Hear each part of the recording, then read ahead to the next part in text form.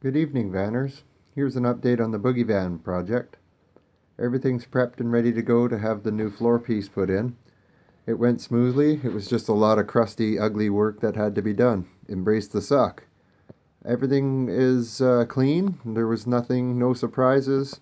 Just went and anywhere that there was a spot weld that had been drilled, I took and cleaned out really good and welded in all the little divots that the drill bit made, smoothed it all out. Buffed everything as much as I possibly could with a wire brush.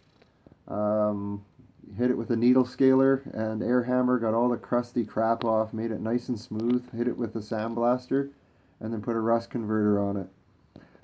I did that same process in the back here, and the last 3 inches of the weld through primer, that silver, it's immaculate. When I let the rest of this frame here sit overnight, it flash rusted like you couldn't believe. It's been raining in the desert like you cannot believe. The moisture's unreal. So anyways, been really struggling with keeping the moisture down, so I have a dry Z air kit in here and keeping the moisture at bay with electric heat. But there's not much you can do. It's like a swamp, not normal. So moving forward, everything did go to plan. We did get a few hot days, and we got um, as much humidity out of the air as possible. With lots of fans blowing. I don't think there's going to be an issue whatsoever. Anyway, here's the patch that was built. Made a whole bunch of templates so everything fit really nice and tight. You can see that this upper edge has been tipped in. I did that with a body hammer over a piece of rail, and it turned out really well because as you can see where that leaf spring hanger goes, it kind of curves over, and that's the way the factory panel was as well. If you take a look at the rusty panel, there's not much to see anymore because the zip cutter got the most of it, or body saw actually is what I used to get that out. Yeah, so I tipped it in as kind of like the factory did, and we'll be basically zapping it in here as soon as possible.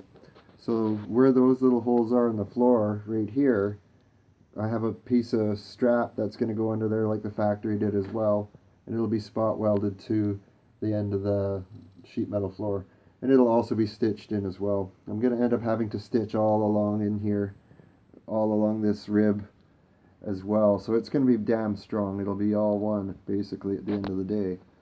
Um, it's just a lot of work in between life, like everybody else has. It's a bit of patience. But if a person was to get on this and just give her, you probably have a good solid 10 hours into getting this all cleaned up and prepped. And then pattern making and making another panel, there's a couple hours there too. So, you know, if you had a weekend, you can basically cut out all the crap like I did, clean it all up and prep it.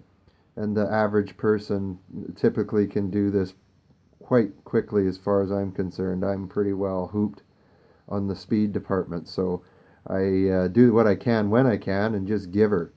But no, it's coming along pretty good. We're going to get this into place. Where all the little holes are, that's where there's going to be a rosette weld.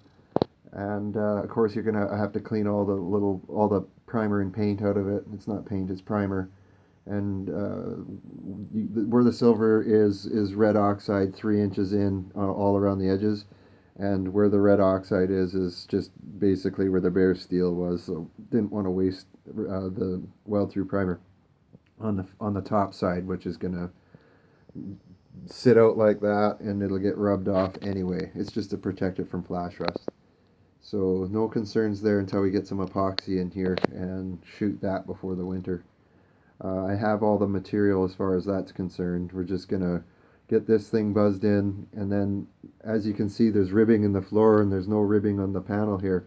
This sheet metal's twice as thick as the factory sheet, or the factory floor is, and it's going to look goofy without it, but it's also going to be covered. However, I still feel that it's basically aesthetic, but it'll make it super strong. I'm going to use the same sheet metal as the patch panels that we're using here, and make up the ribbing that's missing from the patch panel itself. It won't be exactly factory, but it will mimic it pretty damn close. As far as strength's concerned, it's probably fine on its own. It's doubled up around the spring pocket there, like the factory was. This was not doubled up. This little structure here is extremely beefy on its own. And like I said, with the the double thickness of this sheet metal, we're never going to have a structural problem. In the future, if I put way too much power to it, there might be an advantage to this, but realistically, there's never going to be an issue.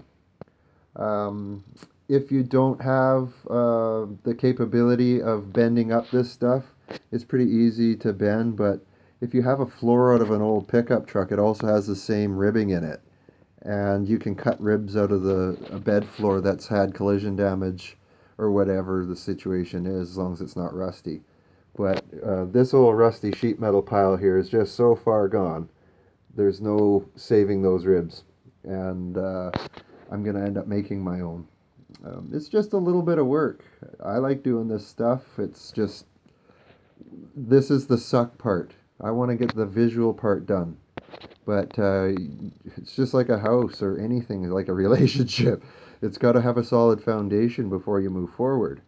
And this was found, and it was perfectly serviceable, but it was so scabby, there was no way to really treat the rust properly. So cut it out. We'll just cut it out and get it dealt with. One of the neat things about working on vans is you're inside. So even if it's blowing like hell outside, if you're working outside, you can close your doors up. Roll a window down for ventilation, but you can close the doors and you can pretty much do whatever you want to do in inclement weather. So there's benefit to working on a classic van rather than a classic car if you're lacking a place to work. And from the mechanical perspective too, well, your engine's inside for the most part. So there's a benefit too. Basically prattling on here. I'm just going to put this down and get the welder out and go to town on this. Anyways, thanks for watching. We'll talk to you later. Bye-bye.